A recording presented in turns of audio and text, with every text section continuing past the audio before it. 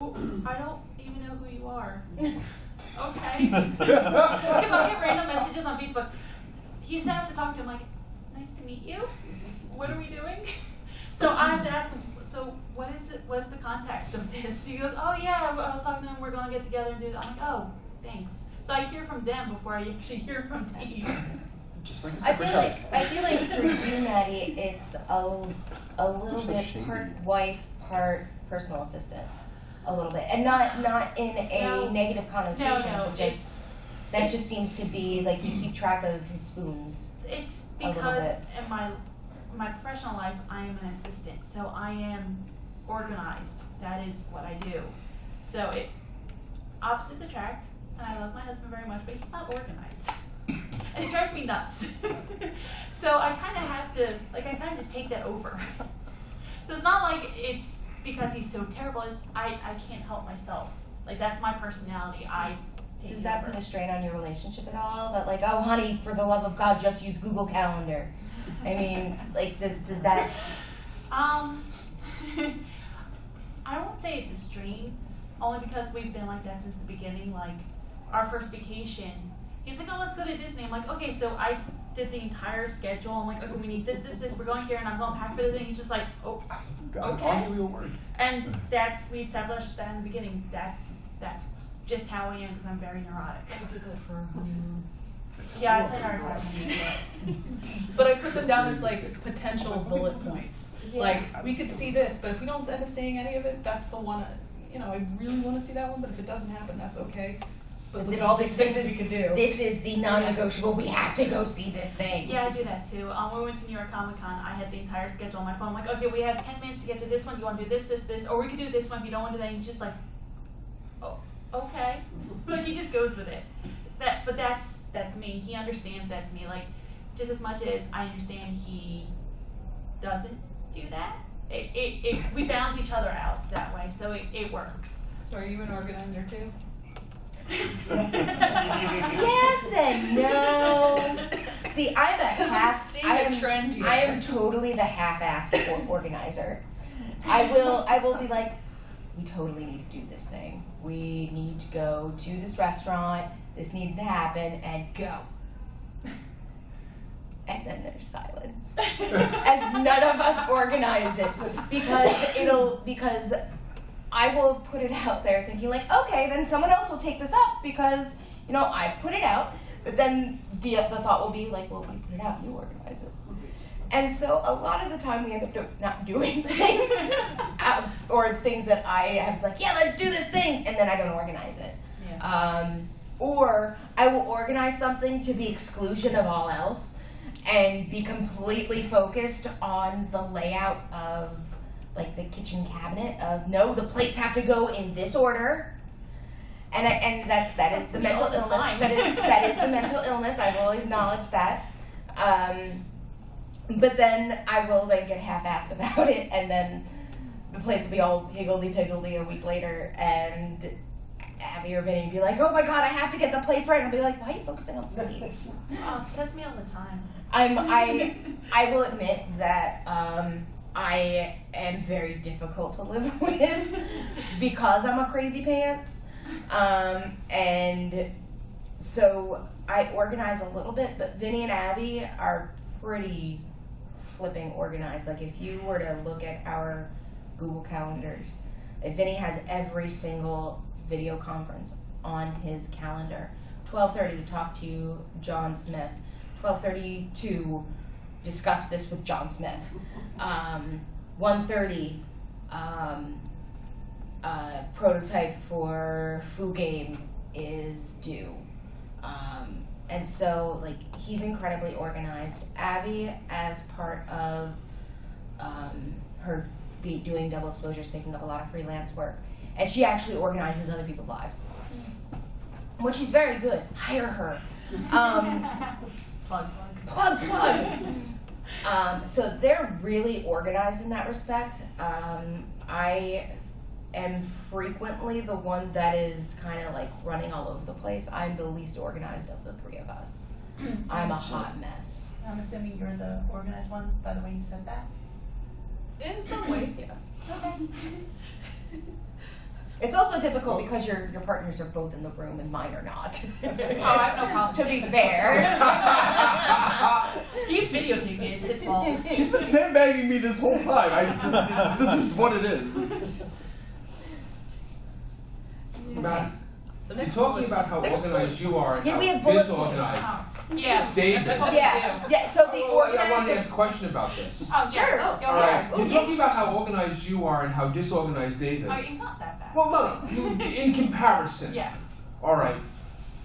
Do you think you'd work? Could you imagine trying to work with somebody who is as organized with you as you are? In that, oh no, we're supposed to do this, this, this, and this. No, but we have to do this, this, this, and this. I have. I do. It's called my former boss. But is it easier to you? So in the long run, it actually is easier to work with Dave because Oh, he'll it is. follow your lead. Because really, without you, it's like, oh wow, I can go anywhere, do anything, and accomplish nothing in the time. But you give him, go here, go there, and he actually picks up something from the direction you may Stop take him. worrying. He does- Honey, you're not helping. No, but I'm saying it's a benefit, it's a positive thing. I'd rather work with someone. He's my husband, but I'd Wait, no, rather you work with him. You still yeah, work with him. I'd rather work with someone that isn't so A-type. Because, like I said, my former boss was very, very A-type, and I had to do things like to the point where she told me what font I'd use. So I've worked with that before. I was very able to. She loved me because once I figured out her system, I just did it that way. But I like my own system. So I mean, it's like I organized to the point where I write out his entire schedule for him, and then I remind him so he doesn't forget to be somewhere. I also pack all of our clothes for us so he doesn't forget things. I've been doing that from the beginning. Like, I do, but he also packs his own games. Like, he has his own things he has to pack. Wait, So I'm so glad that you packed because there's no plaid. I did pack him one plaid flannel. Just one. In 5 years, we went from 5. None of these things again, Dave. Dave, none of these things. Hannah's left the Alright, so room. now you can say everything. He'll be back though because it was a joke. No, but it, I hate you all. we work in And that he's sense. back. Though. We work in that sense. Like, he does his creative things, and I make sure that he gets there on time. I don't see that as a bad thing. No, that's what I was wondering, because like you said, you work with somebody who's the A-type, and you're the A-type, and Yeah. because you were working for them, it wasn't a partnership like you have in a relationship. Yeah. You, like, okay, you're the boss, so the A-type situation says you're the boss, I follow your lead, and the story. All right, but in a relationship where there's the balance, it's usually easier when one person's a little bit more A-type and the other Yeah. person's a little bit less A-type. They're A-type about what they do, but not about everything globally. Oh yeah.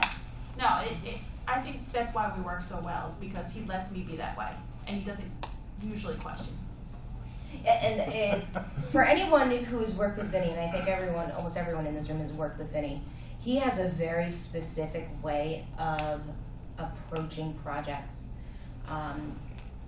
For example, to use the schedule as putting the convention together is very specific.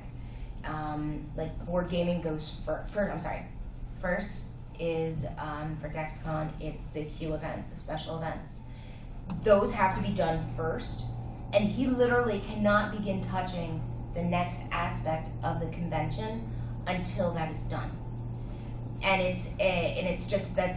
triggers him to do the next step. So before he can touch, role playing and wargaming and video gaming, he doesn't do the video gaming schedule. But putting those into the schedule, he has to complete board game because that builds the framework of the convention.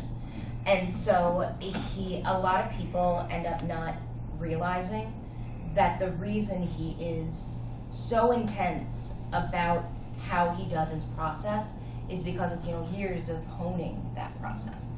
And it's not something that anyone can really jump in. Abby is the best who can jump in. Allie Campbell is actually another one who ends up being a lot of his hands. And Rachel, how do you pronounce Rachel's last name? Fittis? Rachel Fittis? That's what I'm thinking. I think so. We apologize if we're wrong. We're sorry, Rachel.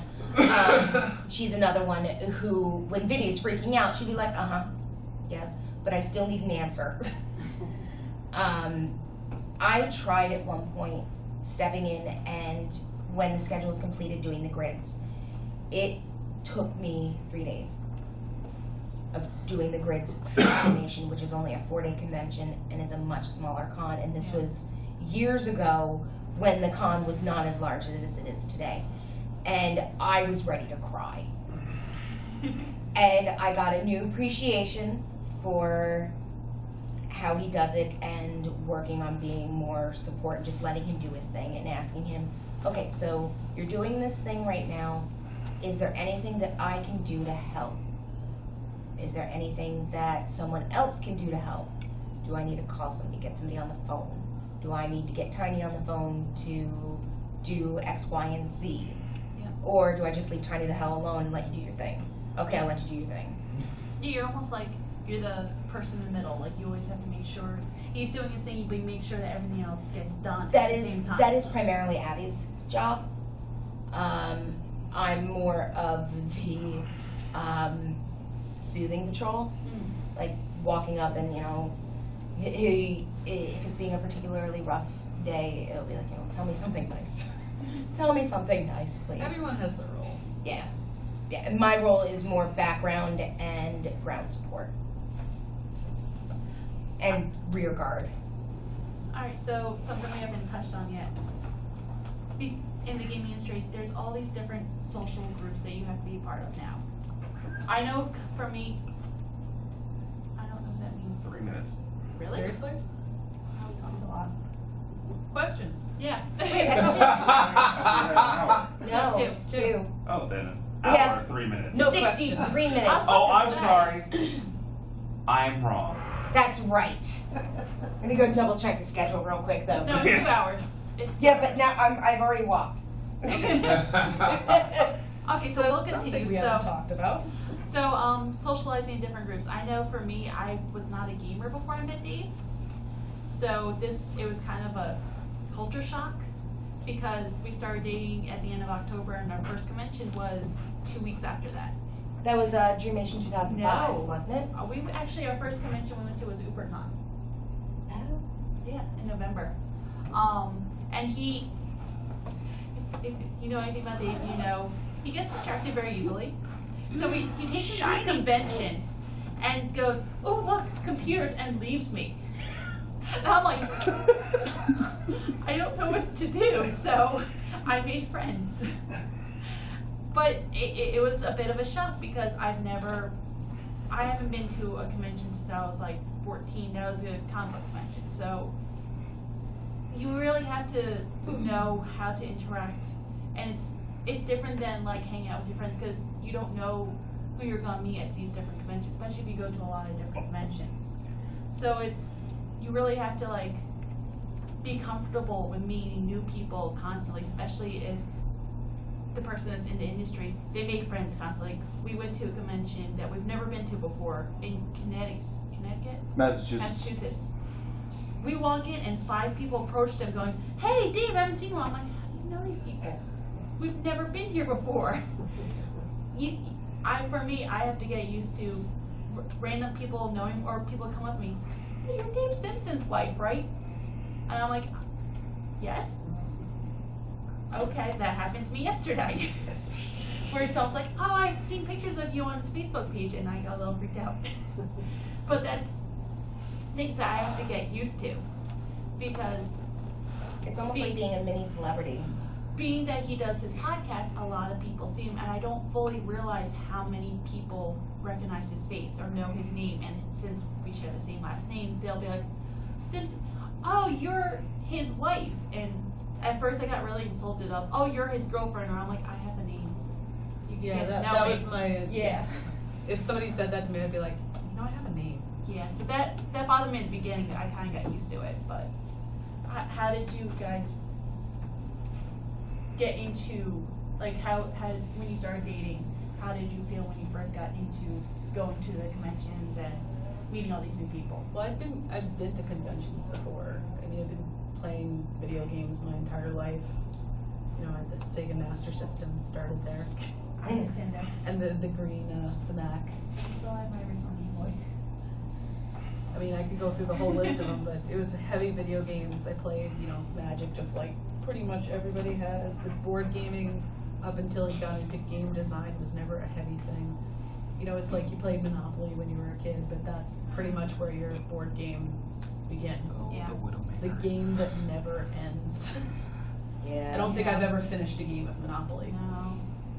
No. So we've been, I mean, when he got into game design, it's learning new terms, like, who the fuck knows what Eurogame is?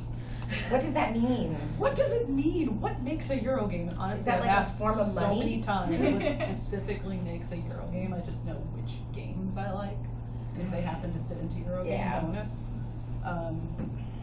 So terms like that, you learn those terms. I live in a house, but I live in a smaller space than you have, like a whole house. So you can put your games in a specific room.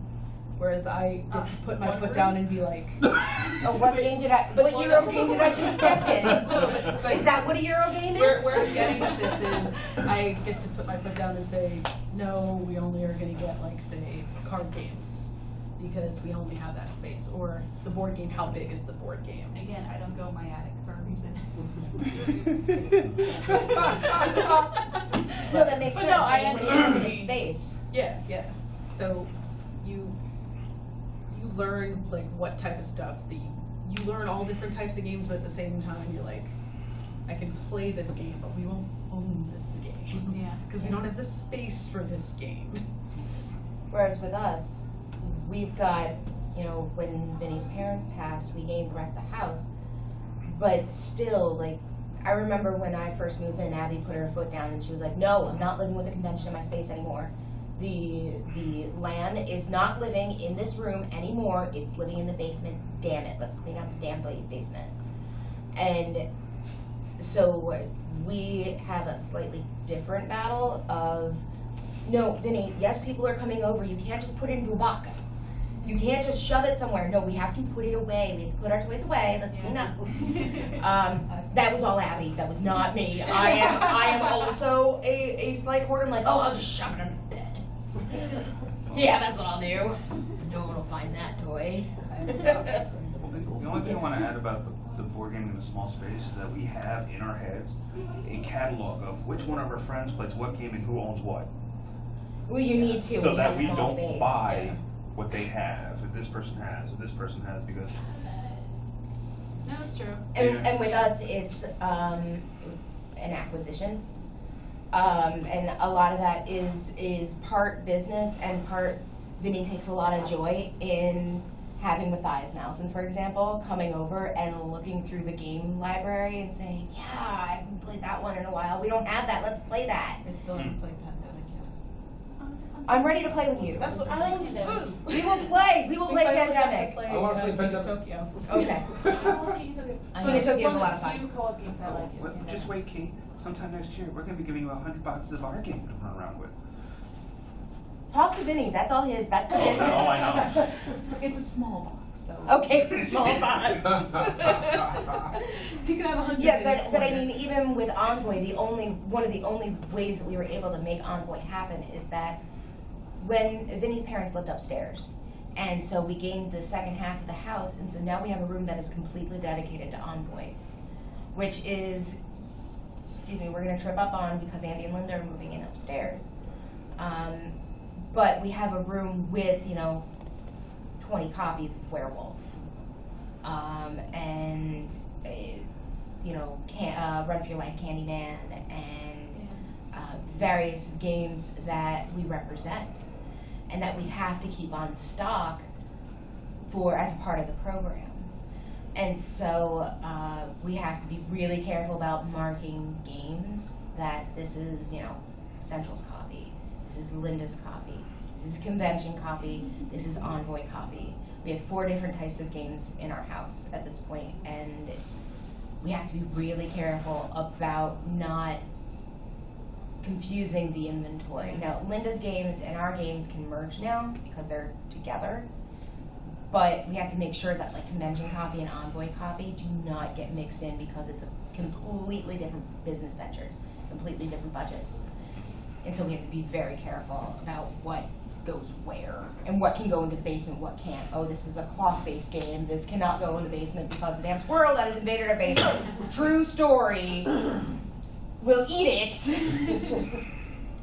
By the way, if anyone knows how to get rid of a squirrel, You didn't get we are rid of now the squirrel taking yet? we are taking applications. Please come get rid of Fire. the squirrel. I told you, flamethrower. Here we go. My father will murder you. Haven't you Like heard the the moose. story? We will. About the squirrel We are now going taking under. applications. Project Get Rid of the Squirrel. Okay, thank you, Squirrel Dave. side. Make a game out of pure poison. Just put it out there. You can make a game called Squirrel Side. Squirrel side. Matt, we found our next game. Here we go. What else we got on here? Oh, so frustration. So this is the part of the panel where I think we're gonna vent our spleens a little bit. We love no Dave, Dave. We love our partners. we love our partners. We do. 100%. I think I have to start with that. What? I like how you have to start with that. No, we do. And sometimes it's really flippin' frustrating that your house is full of game stuff. And that's where your life has gone. And that's okay. I mean, because it is something that your partner is really passionate of. But it does get frustrating when you want to be like, oh my God, I can't hear any more about these games. We need to go out. We need to go out. You're buying me something pretty, or you're buying me a really good dinner, and we're gonna go talk about a movie. See, I can't argue with him. I mean, yeah, we have a living room that is dedicated with about 9 or 10 bookshelves filled with different types of games. I also fill about 3 closets worth of clothes. So it's a give and take. I can't really complain. Hey, you got size 10 shoes. It takes up a lot of space. I have size 10 shoes. Shut up. I don't want to throw one of the pencils at him because then we'll be down one. I have big You feet. just don't pay attention to my shoe size. But I have size 10 shoes as well. I can tell you the rest of your Yeah, clothes exactly. sizes, That's not your exciting. shoe size. Huh? I can tell you the rest of your clothes size, not your shoe size. I'm not talking about the when I say frustrations. I mean there's a lot of things that will come up with frustrations like Yeah. and again, a lot of the frustrations are things that you'll find in any relationship. Like, honey, why haven't you done the litter box? Honey, why haven't you emptied the dishwasher? Honey, no seriously, I'm out of underwear. Can we talk about this lack of laundry thing? I think we've had all these conversations this week. Yes.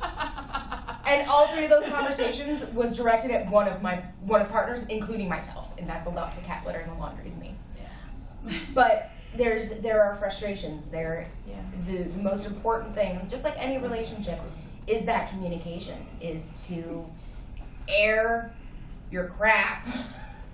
Don't just sit on it, stewing like he hasn't emptied the dishwasher in 2 days. I get freaked out 'cause I'll go to bed because I have to go to work in the morning, and I roll over. It's 3 o'clock in the morning. He's still downstairs editing. I'm like, I just kind of walked down. Are you coming to bed? Yeah. I'll be up there in a minute. He said that 2 hours ago. I'll be up there. I'm almost done. I'm like, honey, come to bed. You have work in the morning. I'm almost done. I swear. And that's I think is more frustrating because I get worried. Like, he drives for a living. That's scary to me. That he will be up till 3, 4, 5 in the morning editing because he wants to make sure that his channel gets off on schedule, and I understand that. But it's also frustrating, like, you have to worry about yourself as well. Like, he won't worry about himself, so I will worry for him. He's laughing, but it's true. He won't care about, like, oh, I'll come home and he's working on his stuff. I'm like, did you eat yet? Did you eat it all today? I'm not sure. So I have to go make sure he eats. Like, he'll forget about stuff because he's so involved in what he's doing that you really have to, I mean, I don't want to use the word caretaker, but kind of It is caretaking, but at the same time, like, you can have that to get on the other side of, this is like the 3rd time this week that they haven't eaten. Yeah. Like, how could you not get angry about that? Because, like, come on, okay, so now you have a headache, and now you're really bitchy. Okay? And again, this is a lot directed at me. Listen, Aurora Ray is just my hero. Okay, that's all I gotta say. No, but think about it. It's very frustrating to like the 8th, 10th time this month where you haven't eaten all day. You are now exhausted, and you can't figure out why you're exhausted. I'm like, I'm so tired. Well, do you think maybe because you only slept 3 hours last night, you haven't eaten, and all you've had today is coffee and orange juice? Like, that is not a sustainable thing. And what do you mean you haven't thought about dinner? I thought about dinner all this week. It's your turn, damn it. And if it's pizza, fine, but freaking order it. Yep. I know the feel. And it's hard not to get really frustrated by that. And again, Abby, who I think is the saint in our relationship, she is the caretaker, she's the designer, she's the vice president, she is the loving partner dealing with 2 crazy partners. She really should be the one that's up here, except that she's in the gaming industry too. Is that to be the caretaker and to be the gaming wife, the gaming widow, and wife is, a blanket term for partner in this instance, because it could be just as much as Allison designing a game and Matthias supporting her. Yeah. It is just as likely. But gaming widow is a good term because you do lose your partner to the thing that they're most excited about. And part of the joy is watching them create something from start, Oh my God, it's start to amazing. finish. It's so cool to if you step out of yourself for a minute and think about you know what? In September, Envoy was just this spark in his head, and now we've got 450 heralds across the country. Holy crap, we've got 50 companies supporting us. Holy crap, there are people across the country who know who Vinny is. How cool is that? There are people around the world who know Dave. Yeah, oh, it blows my mind. That watch Dave, and they're like, he's so fun, So yeah, it's frustrating, but you have to air that frustration so you can get back to the joy of living. Yeah, it really does blow my mind. He's been doing podcasts for I think 3 years now? 4 I was years. gonna say 4. And I remember when he was telling me about it, I'm like, oh, that's cute. All right, have fun. And now he has people sponsoring him, he has people paying him, he has people advertising. I'm like, how did you do that? That's amazing. When he talks about the game designs, I love telling the story of he brought the games that him and Matthias are working on our honeymoon. And he was working on the games while we're on a boat going to the Western Caribbean. I was sleeping, so it's fine. But Totally appropriate today. But Totally appropriate. I find it amazing. I remember him telling me about Dragon Chess. Oh yeah, so it's gonna be like chess, but this guy's gonna battle this, and I'm like, I don't. What? Okay, go ahead. And now it's going to be a published game. That blows my mind of how you get from point A to point B like that. As much as I make fun of him, sorry, honey. I'm very proud of him as well. I'm very proud Don't of stop now, I can give you a compliment here. Listen, she loves you, you jerk. Just accept it. No, I'm very proud of what he can do. It blows my mind. I have all these ideas, and I know a lot of people are like, oh, I'm going to do this and this. Dave's that person will be like, I'm going to do this. And it gets done. It gets done well. And he gets to places that not many people can get to, especially in this industry. And it's really amazing to watch from the beginning to the end. It's amazing to watch the thought process and look at his notebook of all different games design. We had problems with ants in our house. He turned it into a game. Who does that? He used our house as a background. It's amazing. Stuff like that, you don't think of, and that's him. That blows my mind. So Allison, Show me. we haven't heard about your frustrations. You don't have to air your frustrations. You love Matthias. I do. I'm sure I'll bitch at some point. Okay. Not on camera. Regarding what you were just talking about, we work in a similar industry. Currently, where I'm working, they do prototypes, so they're prototyping his game out right now. They're working on different parts of it. So I would bring the prototype we currently have into the office, and everybody there is like, "This looks so cool. When do I get to play it?" And like seeing how excited other people are that, you know, they're like, "Is that your husband's game?" I'm like, "Yeah." Like, he made that whole thing? I'm like, "Oh, with his partner he made it." I'm like, "Oh, cool. Who's the illustrator?" I'm like, "Oh." And so I start talking about it, and they're all excited. And I play tested with the other guy there, because we had a little bit of a lull. So he's like, "Can we play?" I'm like, "Yeah, let's play." So we played a game. He's like, and he is also a gamer too, and he's cool. He LARPs with his son. Fantastic. That's so cool.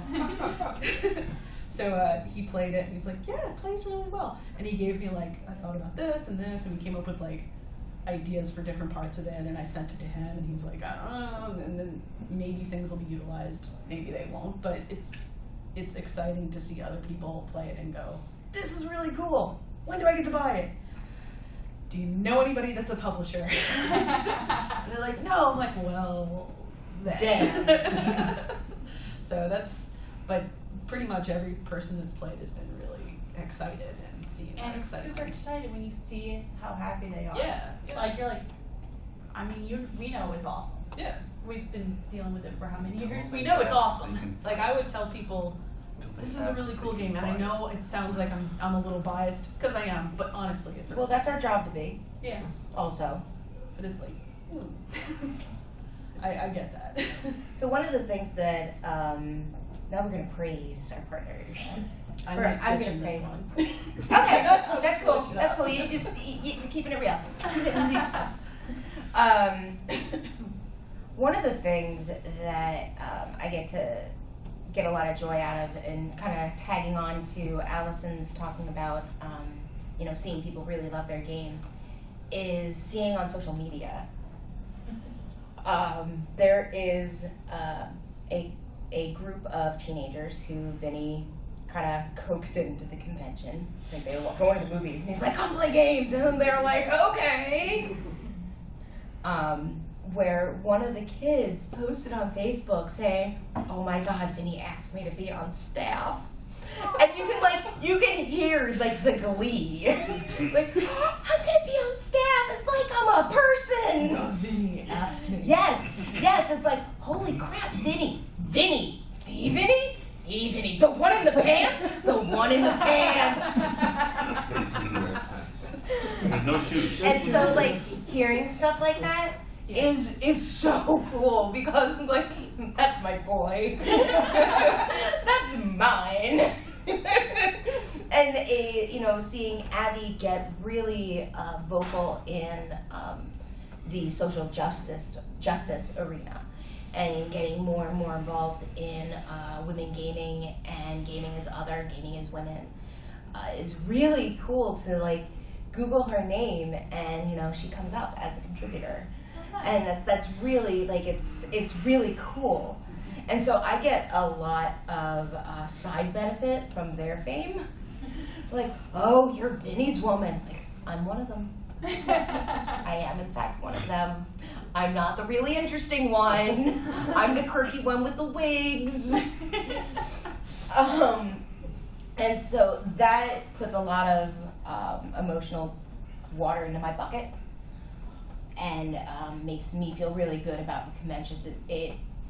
I go back and forth on loving the conventions, and it's a struggle. I have a love-hate relationship with the conventions. I love them, but I hate all the work that goes into them, because it is so much energy in our space, and that takes months to build. Yeah. And but getting those little gems of like, Vinny asked me to be staff. Yeah, isn't that adorable? She's like 15, and she's like, wow. And you can kind of see like the adoration. I dealt with that.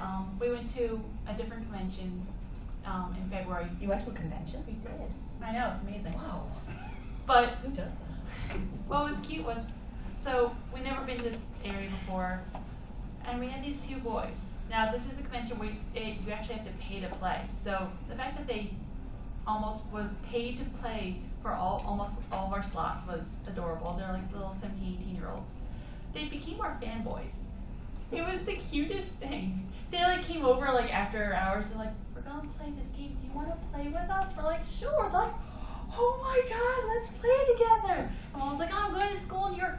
We can hang out together, and then I can play your game some more." And it was to the point where the two of them had this competition about Dragon Chess, and they got there early, so they started practicing their dice to see which dice would be good ones. So they make sure to have the good dice so they could kill each other in this game. It was the cutest thing ever. It's adorable. And I love seeing things like that. Like Dave has had little fanboys before that will just follow his games and be like, "Oh my God, do you have a website? Oh my God, how do I follow? I want to buy this right now.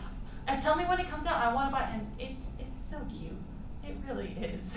And it makes you like realize like that's a younger generation that's gonna grow up. So like, I remember when I was at this convention, I played this game, and that to me is awesome. That's what they're gonna grow up remembering. Yeah, I'm not going to recite the whole story. Just I know ask what Matt you're at some talking. point. Yeah, the two little kids from Ireland. Yeah. Excuse me, sir. It's a British accent. It's not Irish. Excuse me, sir. Where can I buy your game? Oh. It was a 6-year-old. A 6-year-old? So His cute. 7-year-old and 6-year-old were, their family were on vacation, and they were going to go to New York City in like about a half hour. So their parents went up to the room, and the 7-year-old was reading the cards while the 6-year-old played. Yeah. And then they played the game, and then they left. And then the 6-year-old comes down, and he looks at me and goes, "Excuse me, sir, can I buy your game?" And I'm like, British too. and I'm like, I sat there, my heart just went. And on that day, Matthias's heart grew 3 times. I believe that's a medical condition. And the thing was, I'm sitting going, I'm like, I could give them a prototype, but it's $85 a prototype. Here's my card. Give this to your mom and dad, and find me on Facebook. When it goes live, I'll send you one. Oh my goodness, you better sign it. You guys better sign that game. We'll see. No, of course we will. Oh yeah. So do we have questions? Does anyone have questions for us? We're experts in crap.